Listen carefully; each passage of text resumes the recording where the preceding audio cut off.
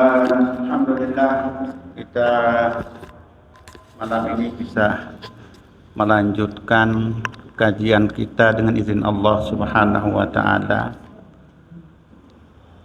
Topik bahasan kita masih sekitar sholat Id dan belum selesai sampai dengan saat ini. Di mana pada waktu yang lalu kita sudah memahami bahwa bacaan tasbih pada salat Id yang 7 kali pada rakaat pertama dan 5 kali pada rakaat kedua itu hukumnya sunat dan sunatnya sunat hayat.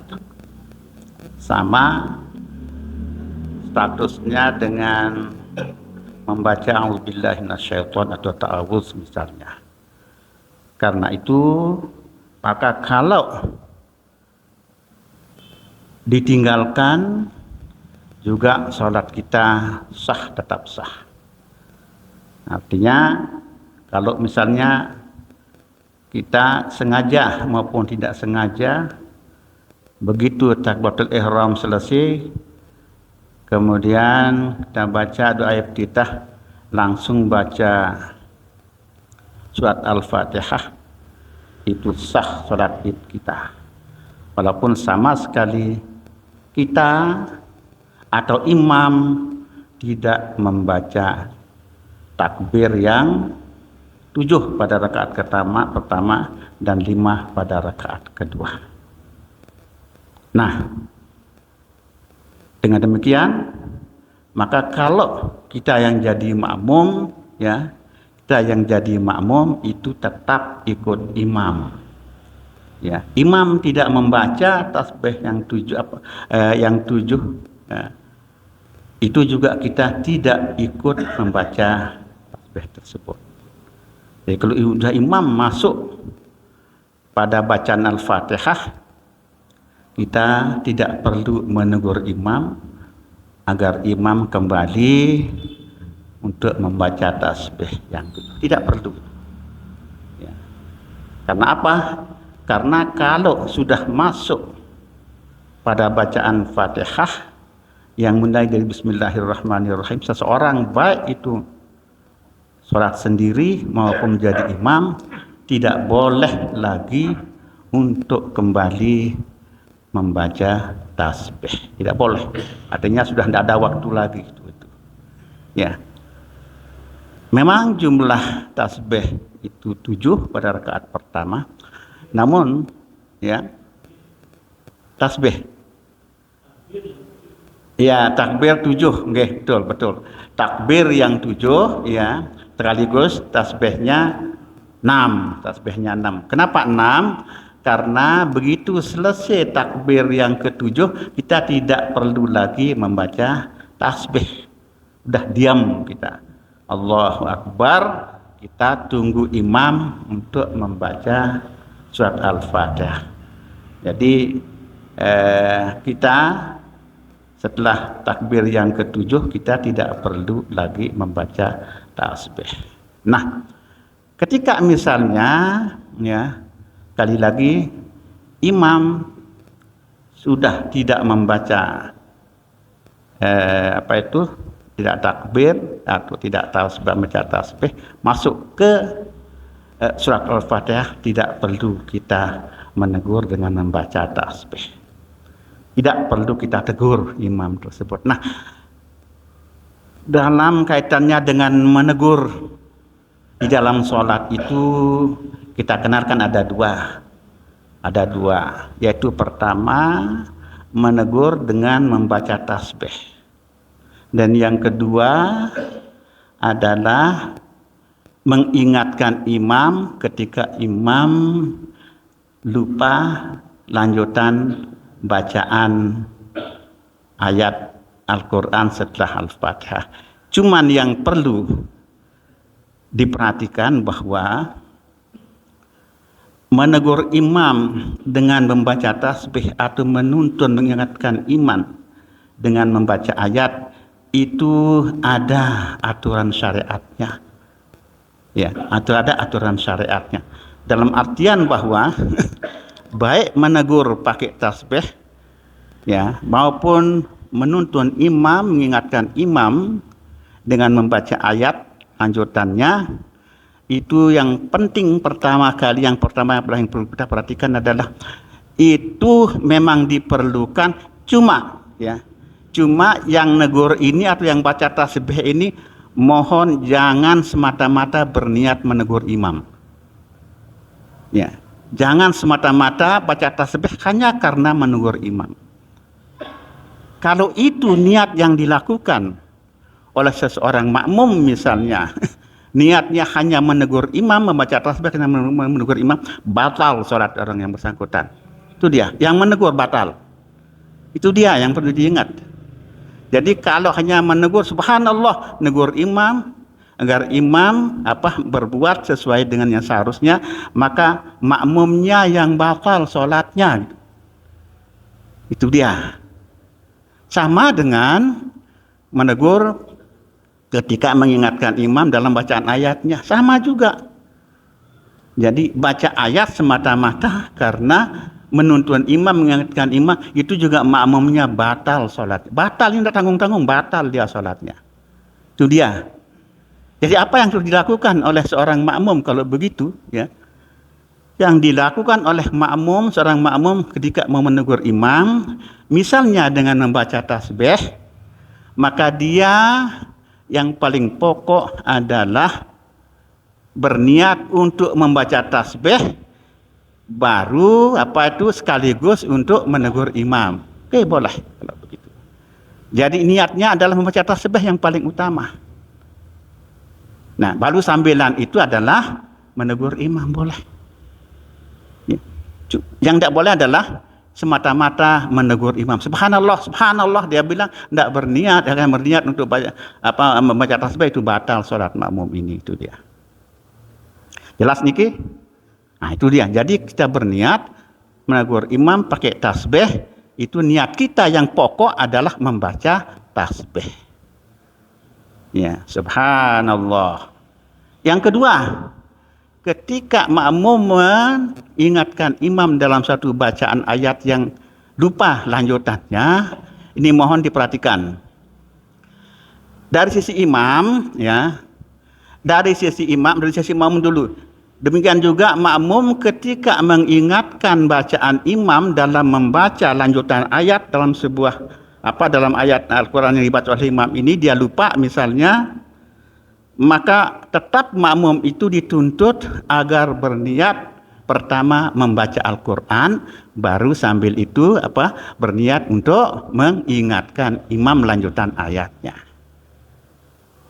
Jadi misalnya bacaan imam wal-laili idza yaghsha misalnya, lupa lanjutannya. Nah, disinilah makmum disyariatkan untuk menuntun imam membaca ayat yang berikutnya. Wan nahari idza tajalla, itu bacaan makmum.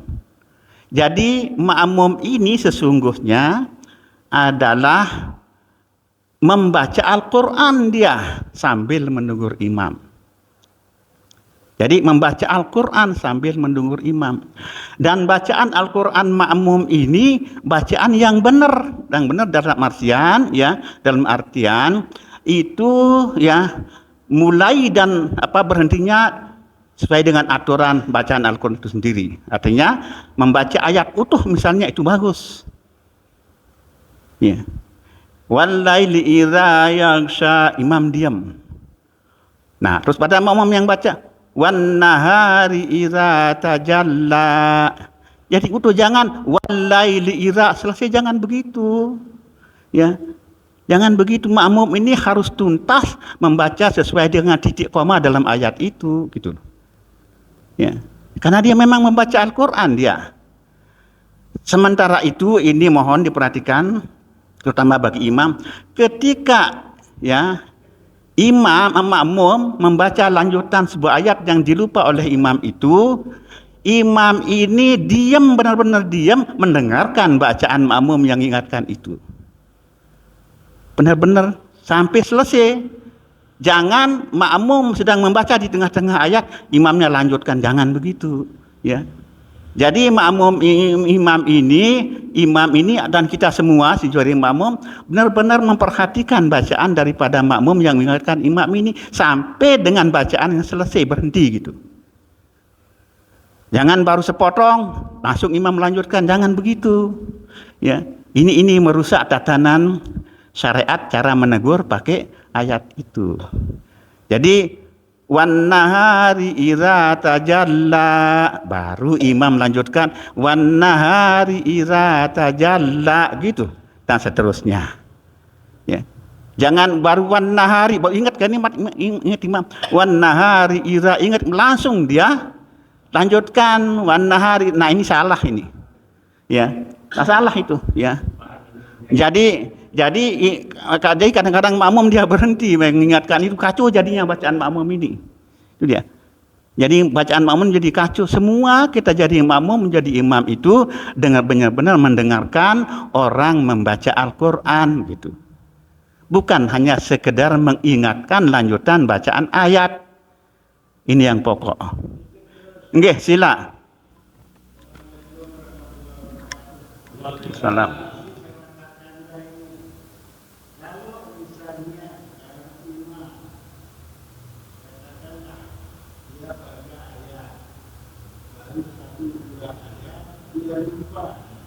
Kemudian yang dari belakang ini pas bandrol, ndak apa. Ndak apa, okay. Nah, terus gimana, apa langkahnya, Ustaz? Iya, baik.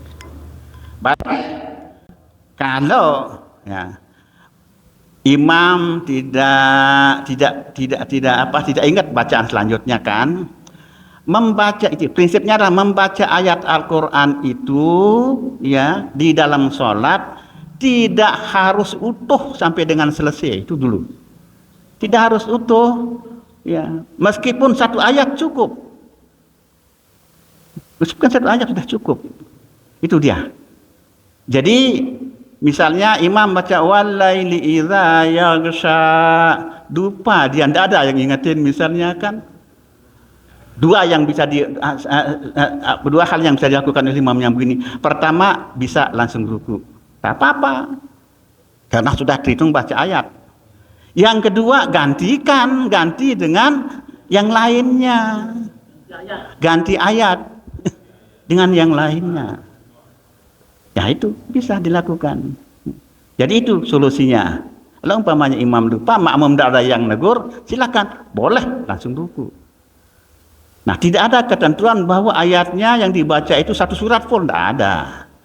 Satu full, tidak ada. Satu ayat pun yang dibaca, akan apalagi kalau ayat itu dibaca ya satu kalimat penuh, satu kalimat utuh, maknanya punya makna tersendiri. Jadi jangan dipotong tuh, mak, jangan dipotong. Masih walaili idza yaghsha, walaili, tidak tahu larinya kan? Itu kan kepotong ayat itu, tidak boleh kalau yang begitu ya. Ya. Iya, jadi dia harus misalnya bisa ganti dengan ayat yang lain. Ya, jadi yang itu tadi. Kalau imam lupa tadi, makmum ingatkan, imam harus mendengarkan makmum yang membaca lanjutan ayat tersebut. Baru imam ini ya membaca ayat yang dilupain tadi, itu baru lanjutkan dan seterusnya. Jangan makmum motong, jangan imam motong, itu yang pokok. Ya, karena memang makmum ini benar-benar ya membaca Al-Quran dia. Tapi ingat bahwa yang mengingatkan ini ya itu tadi harus berniat untuk membaca Al-Quran itu yang terutama. Kemudian samping itu dia berniat untuk mengingatkan, menuntun imam. Itu yang pokok. Jelas niki? Sila.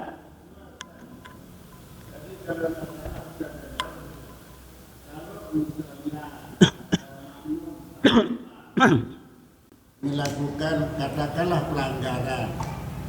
Kalau kita berniat menegur, maka batallah sholat kita kan. Membaca tasbih. Membaca tasbih. Hanya untuk niat menegur. Untuk menegur. Okay. Apa niat kita untuk tidak membatalkan? Niat kita adalah membaca tasbih yang pokok. Kita. Ya. Ya, kita kan negur pakai baca tasbih, kita makmum ini kan gitu ceritanya. Ketika imam melakukan kesalahan, kita menegur pakainya baca tasbih. Nah, dalam baca tasbih ini yang penting, ketika baca tasbih itu hanya niat kita untuk menegur imam, itu yang tidak boleh. Baca tasbih hanya baca tasbih saja. Ya, niat kita untuk membaca tasbih. Kita berniat untuk membaca tasbih. Itu maksudnya. Jadi saya mengucapkan kalimat ini adalah membaca tasbih. Ya, di samping itu, maka baru di samping itu baru ada untuk menegur imam, gitu dia. Jangan semata-mata membaca tasbih tetapi hanya semata-mata untuk menegur imam, itu yang tidak boleh. Itu yang tidak boleh. Subhanallah, subhanallah, itu kesannya kan? Itu kesannya adalah cuma menegur imam, itu yang tidak boleh. Jadi kita belajar subhanallah, gitu. Kita baca tasbih dalam rangka menegur imam, itu dia. Sama dengan baca Al-Quran tadi. Ya, baca Al-Quran tadi benar-benar dia baca. Benar-benar baca Al-Quran, walaili idza yaghsha. Imam diam, lalu makmumnya wan nahari idza tajalla. Baca seperti itu. Jangan walaili idza yaghsha, dia memang wan nahari idza tajalla. Nah, itu kan kesannya dia hanya mengasih tahu saja, hanya menuntun imam tanpa berniat baca Al-Quran. Itu yang tidak boleh. Itu yang tidak boleh. Jadi baca Al-Quran, benar-benar baca Al-Quran. Supaya apa? Imam menyimak bacaan makmum ini, imam makmum yang lain benar-benar juga menyimak bacaan orang yang baca ini. Nah, itu mendapatkan pahala kan, nyimak itu baca Quran, menyimak orang baca Quran kan mendapatkan pahala kita. Jelas ini? Nah ini penting menurut yang ini. Karena itu syariatnya. Baik. Kemudian kaitannya tadi, kalau umpama walau adrakal imam raki'an lam yukabbir jazman. Kalau misalnya kita datang sebagai makmum pada salat sunat Id, baik Idul Adha maupun Idul Fitri, pas imam sedang ruku. Lalu makmum ini kan Allahu Akbar, dia apa harus dia lakukan? Apa yang dilakukan oleh makmum ini? Dia harus ikut imam ruku. Ya, harus ikut imam ruku. Paham niki? Artinya makmum ini jangan dia baca tasbih sendiri, tidak boleh. Ya. Tidak boleh dia belakangan datang imam duduk sejak ruku. Allahu Akbar. Nah, jangan dia diam terus subhanallah akbar. Itu tidak boleh itu. Ya, tidak boleh. Ya. Jadi apa? Dan dengan demikian maka persis di rakaat pertama, misalnya pada rakaat pertama ketika ketemu imam ini sedang ruku, maka makmum ini praktis tidak membaca takbir sekaligus tasbih, tidak membaca sama sekali. Dan tidak masalah, tidak apa-apa. Jangan dipikirin gitu, jangan dipikirin saya tidak baca tasbih gimana sholat. Tidak, sah sholatnya.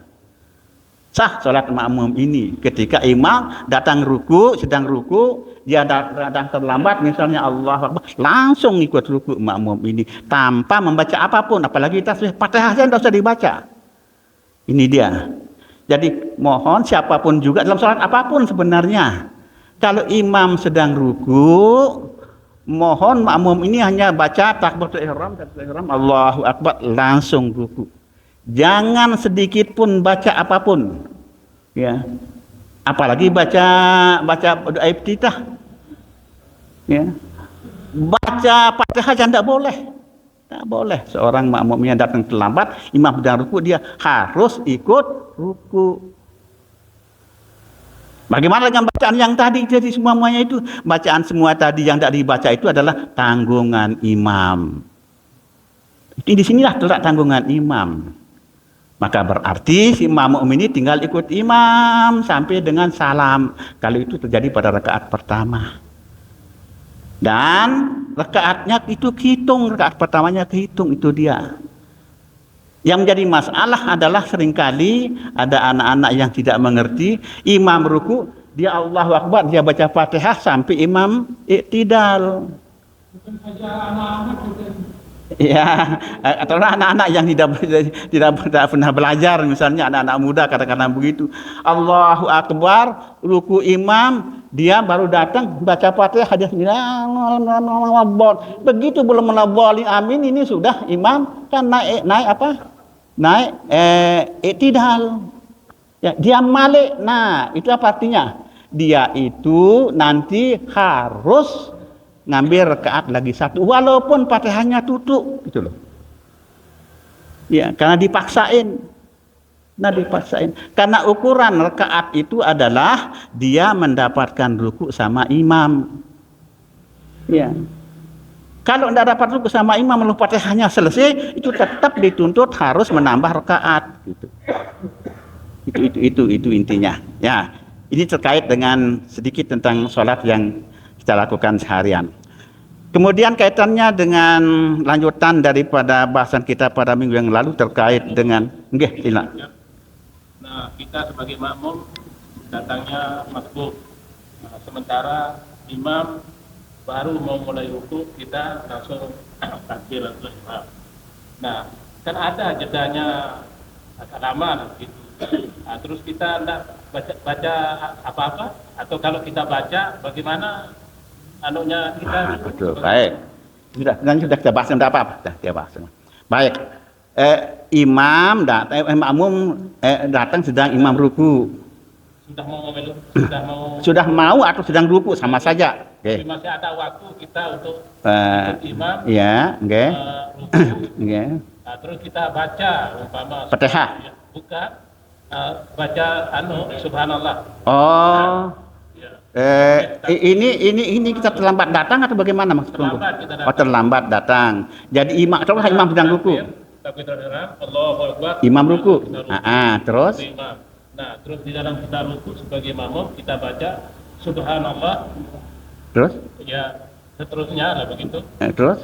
Pertanyaannya? Tadi kan Pak Ustaz, kita yang terlambat begitu tidak usah baca apa-apa. Tidak usah baca Fatihah maksud yang. Tidak usah baca Fatihah apalagi surat dia waktu itu. Bukan tasbihnya bukan.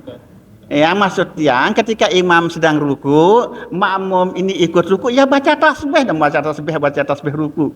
Itu. Bukan diam berdiri tapi dia sendiri baca Fatihah misalnya jangan, itu maksud yang. Supaya saya tidak salah paham. Jadi Allahu Akbar makmum yang telat ini, imam sudah ruku, jangan tetap berdiri untuk baca Fatihah. Atau bahkan misalnya mau nyelesain Fatihahnya jangan mau nyelesain Fatihah. Misalnya pas kita di ujung kita datang Allahu Akbar, terus kemudian beberapa saat setelah Allahu Akbar kita ya imam ruku kan ini imam ruku, kita baru sempat baca Bismillahirrahmanirrahim, Fatihah kita baca tapi baru Bismillahirrahmanirrahim. Maka dengan itu makmum ini harus ikut imam walaupun tidak sama sekali melanjutkan Fatihahnya, cukup Bismillahirrahmanirrahim. Itu maksudnya. Apalagi dapat baca, tidak dapat pun baca Bismillahirrahmanirrahim, ikut ruku, itu yang pokok. Tak usah, ya. Tak usah baca Bismillahirrahmanirrahim. Imam ketika imam itu Allahu Akbar, ikut ruku. Itu caranya, ya. Jadi yang tadi kita maksudkan adalah kalau baca tasbih tetap karena imam kita imam bukan. Imam sudah ruku, atau kita diam ikut sama imam. Nah, ikut. Enggak kita baca doa apa? Zikir ruku. Selesai. Nggih. Enggak, bukan yang itu. Ya, bukan itu yang dia maksudkan. Itu dia. Kemudian yang kaitannya dengan salat Id, wa yusannul ghuslu lil idaini wa illam yuridil khubura li annahu yaumuz zinatin. Kita masuk untuk membahas hal-hal yang sunat dan terkait dengan salat Id. Idul Adha maupun Idul Fitri. Yang pertama adalah mandi. Mandi ya adalah hukumnya sunat pada hari raya itu. Baik hari raya Id maupun hari Idul Fitri maupun Idul Adha. Nah, bahkan mandi itu disunatkan bagi mereka yang tidak ikut sholat. Tidak mau sholat, saya malas sholat, mama. Saya malas sholat ini. Tapi kalau dia mandi dengan niat untuk mandi dalam rangka Idul Fitri, itu pada sunat dia, walaupun tidak ikut sholat. Iya, itu dia. Wa yadkhulu waqtuhu binisfil laili, dan mandi ini mulai waktunya kapan? Mulai jam 12, di atas jam 12 malam, di tengah malam. Ya. Jam 12 sudah boleh mandi, sudah jam 12 lebih sedikit, tengah malam. Ya. Jadi sudah ketika mandi pada saat itu, misalnya kenapa kita mandi yang pagi sekali? Misalnya karena kalau terlalu banyak orang nanti. Kalau umpamanya kita mandi nanti jam-jam 4, jam 3, jam 5 misalnya, udah banyak sekali yang mandi ya sekarang, dah apa-apa. Itu sudah sah mandi sholat untuk mandi sholat sunat Idul Fitri atau Idul Adha pada saat itu. Nah, walakinil afdalu, tapi kalau mau yang afdal ya fi'luhu ba'dal fajri, mandinya adalah setelah subuh, setelah ada waktu subuh. Itu kalau mau yang afdalnya, tapi waktunya mulai dari tengah malam, ya, kemudian afdalnya setelah subuh, setelah ada waktu subuh, begitu, ada waktu subuh. Yeah. Terus kapan berakhirnya? Apa itu sunat, mandi sunat pada hari raya Idul Adha. Wa illam yakhruju bil ghurubi, waktunya selung-selung sampai dengan mau tenggelam matahari hari itu. Ini bukan waktunya sampai dengan kita mau naik ke masjid, enggak. Waktunya sampai dengan mau tenggelam matahari pada hari itu. Pada pas asar enggak mandi tadi mandi sunat Idul Fitri atau Idul Adha, enggak sempat, misalnya nanti setelah pulang dari sholat atau nanti setelah ada zuhur, nah kabul, asalkan sebelum maghrib. Ini kadang-kadang tidak dipahami orang, ya. Dikirain mandi. Oh, tiangge mandi pada Idul Fitri itu hukumnya sunat itu dulu. Nah, bahkan mandi itu disunatkan bagi mereka yang tidak pergi melaksanakan sholat Id, tetap hukumnya sunat mandi. Misalnya karena sholat itu kan sunat, ada rasa malas saya sholat sunat Id karena bapak mungkin kondisinya, ya. Kalau dia mandi dengan niat mandi pada hari raya Id, itu dapat pahala dia. Pahala dia orang tidak pergi sholat. Tiang? Oh, batasnya mulai dari tengah malam. Jam 12, di atas jam 12 sampai dengan sebelum tenggelam matahari pada hari itu. Oke, sila. Tanpa mandi? Boleh, ya. Tapi yang afdalnya kan sebelum sholat Id. Setelah, ini kan kita pakai afdal. Kalau boleh sih boleh, artinya dapat pahala tetap kita. Cuma yang afdal kan dekat-dekat setelah subuh. Karena itu dekat dengan kita berangkat untuk sholat Id.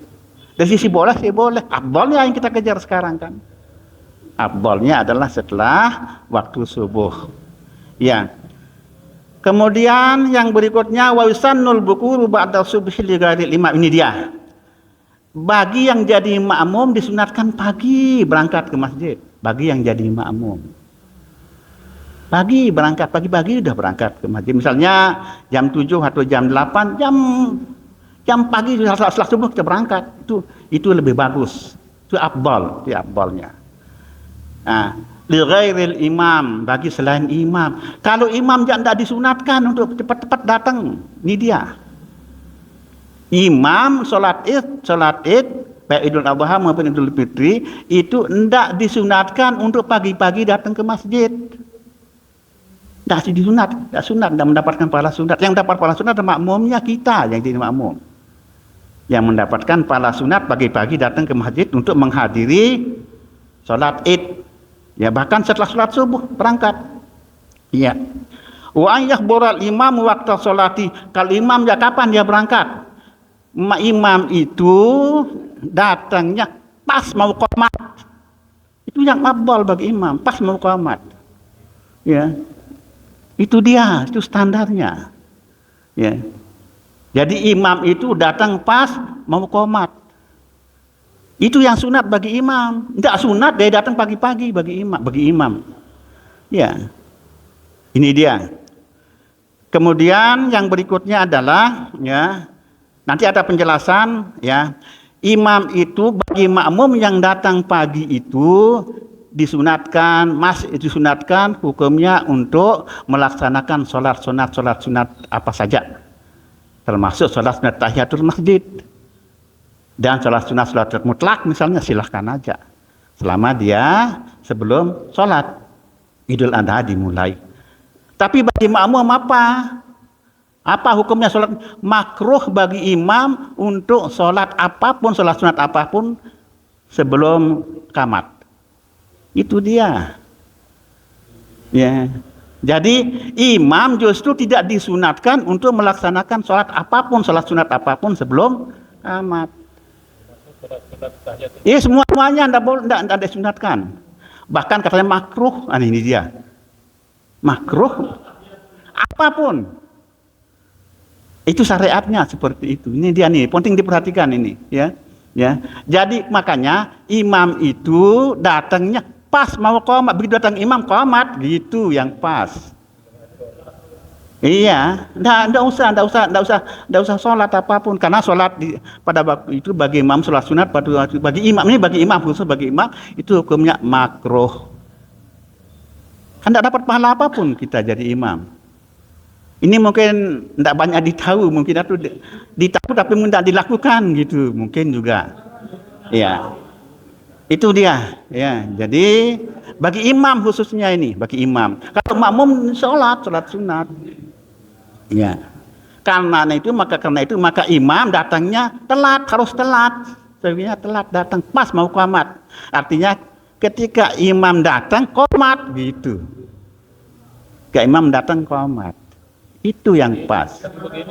Oke. Yang mana ini sholat Id kita bicarakan.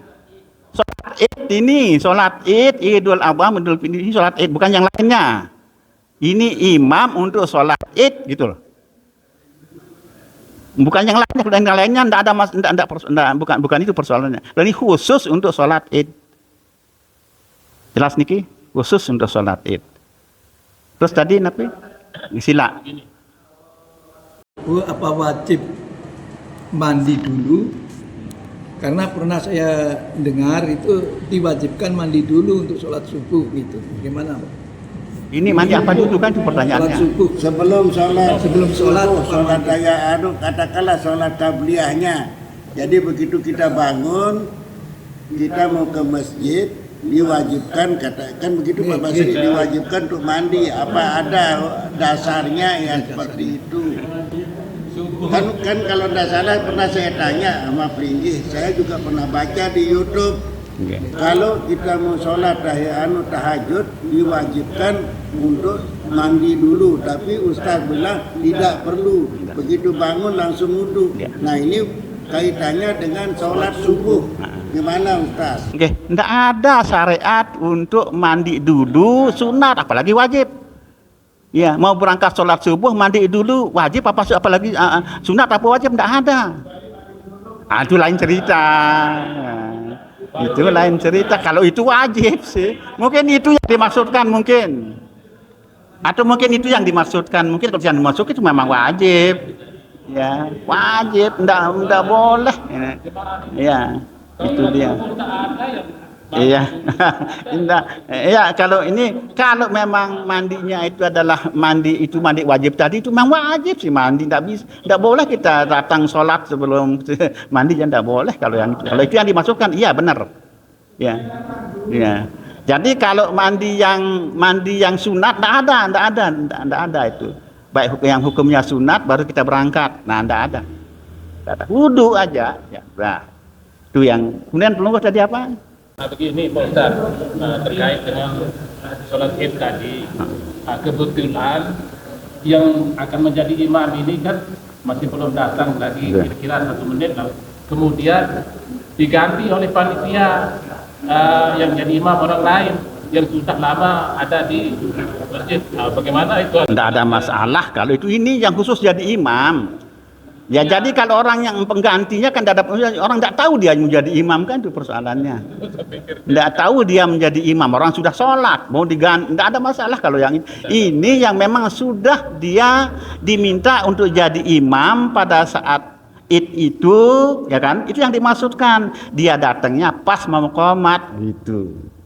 Walaupun tidak jadi imam ya itu kan lain masalah kan. Ya, kalau umpamanya diganti tadi dengan yang lain tidak ada masalah karena memang sudah datul dia jadi imam. Saya pikir tadi Tidak. apa namanya yang ditunjuk ini karena tadi sudah melakukan sholat ya karena duluan datang Nah, berniat dengan jadi makmum, ya tapi panitia menggantikan. Ya. Tidak masalah katanya itu. sehingga dia yang Ini kan itu memang ada, memang kan di tempat tertentu panitia masjid tertentu kan sudah dia memutuskan untuk jadi imam pada Id hari ini gitu loh, sudah dikasih tahu sebelumnya. Itu yang dimaksudkan. Ya, itu yang dimaksudkan.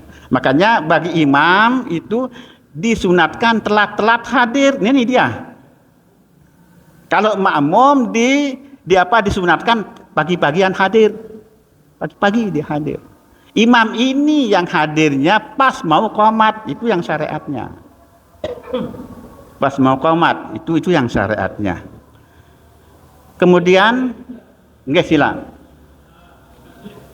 Tadi sudah disinggung tentang seorang imam yang misalnya ketua pada rakaat pertama lupa membaca takbir dan tasbih, dia langsung surat doa kita langsung Fatihah. Oke. Walaupun disebutkan, namun sebenarnya tidak boleh negur. Kalaupun ada yang negur, misalnya imamnya lanjut. Oke. Nah, karena setelah itu nanti di rakaat kedua dia ingat bahwa itu sholat id, boleh nggak sekaligus dia baca lagi Dia baca yang takbir dan tasbihnya. tasbih pada rakaat kedua untuk tasbih yang 7 rakaat pertama. Pertama kan dia lupa, dia tak baca. Oke. Di rakaat kedua dia ingat kalau itu sholat id, maka dia baca lagi. Ya memang harus dibaca kan takbir yang pada rakaat kedua kan 5 takbir itu kan harus itu. Apa sunat itu kan? Iya tetap sih pada rakaat kedua aja takbir yang 5 itu kan dibaca takbirnya yang 5.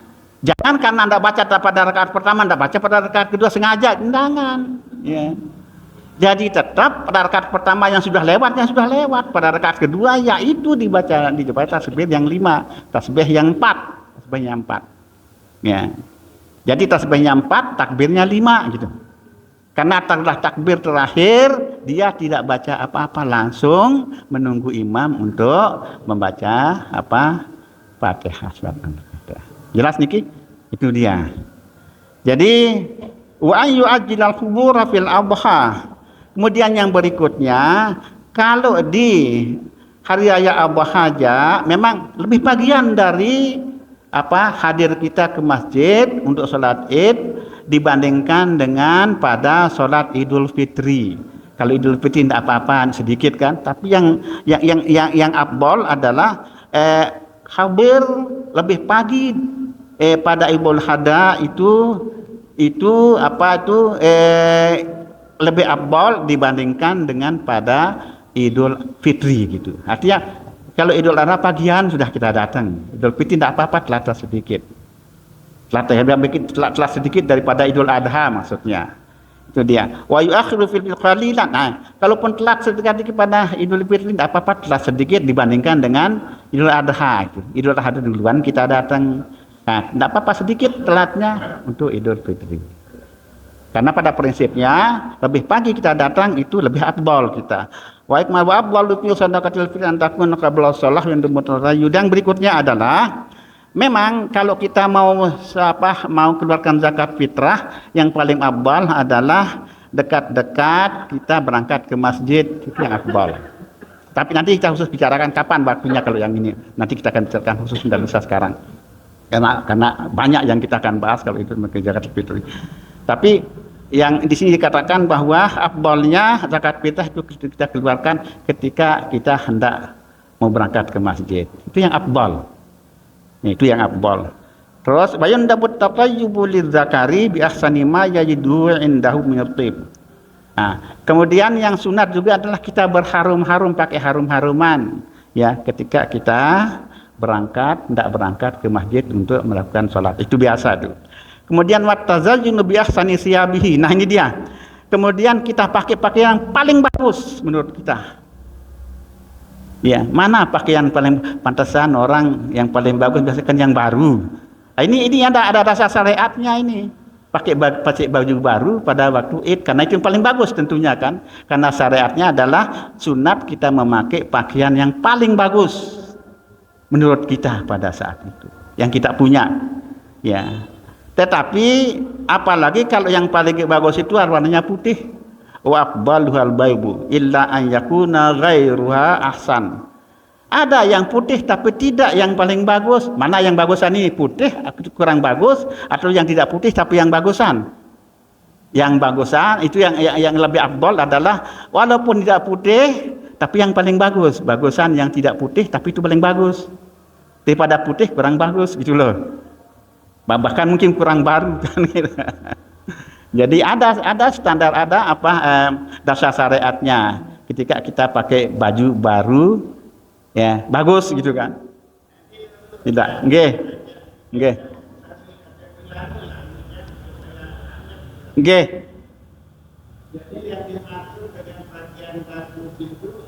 Pakai jubah atau tidak? Karena di YouTube pernah kita diberitahu di situ sangat dianjurkan untuk pakai jubah. Sementara jubah itu bukan pakaian kita. Yang dimaksud dengan pakaian yang paling bagus itu adalah sorban seperti begini atau bagaimana Ustaz? Tidak sama sekali disebutkan dalam kitab pakai jubah, pakai gamis, tidak ada. Yang paling bagus menurut kita yang kita punya pada saat itu. Ya. Yang penting jangan pakai celana pendek. Itu, ya. Kalau pakai jubah boleh. Boleh lalu sih, sangat bukan masalah boleh dan tidak bolehnya. Yang paling bagus kalau ada pakai jubah, ada pakaian kita yang ada jubah, bagusnya yang tidak jubah itu kita pakai yang bagusan. Jubah ada kita punya, cuma itu sudah agak usang dia, sudah lama dan kurang bagus. Tapi ada yang tidak jubah tapi bagus. Nah itu yang kita pakai maksudnya. Jadi bukan masalah boleh dan tidak boleh, masalah afdalnya ini. Masalah afdalnya. Ya, jadi itu watazain biasanya siapa bahwa afdalu minha lafil jum'atin. Nah, kemudian wa fi'luha bil masjidi afdalu li syarafihi. Mengerjakan sholat Id di masjid itu lebih afdal dibandingkan dengan tempat yang lain. Ya, makanya dibandingkan dengan yang lain. Mana afdal lapangan dengan masjid yang lebih afdal. Tetapi itu kalau tidak ada kondisi yang menyebabkan kita ke lapangan. Misalnya terlalu banyak kita tidak cukup masjid. Kalau itu lain cerita itu. Ya, ini masjid ada, lapangan ada. Kalau kita masjid dan kita lakukan di masjid, tidak masalah, cukup kita. Itu afdal masjid, itu pilihannya. Lebih afdal masjid daripada di lapangan gitu. Ini persoalannya kalau kondisi normal maksud saya. Sudah jelas niki? Itu kaitannya dengan afdaliyah terkait dengan pelaksanaan salat Idul Fitri. Wallahu subhanahu wa ta'ala a'lam bissawab. Subhanakallahumma bihamdika asyhadu an la ilaha illa anta astaghfiruka wa atubu ilaik. Assalamualaikum warahmatullahi wabarakatuh.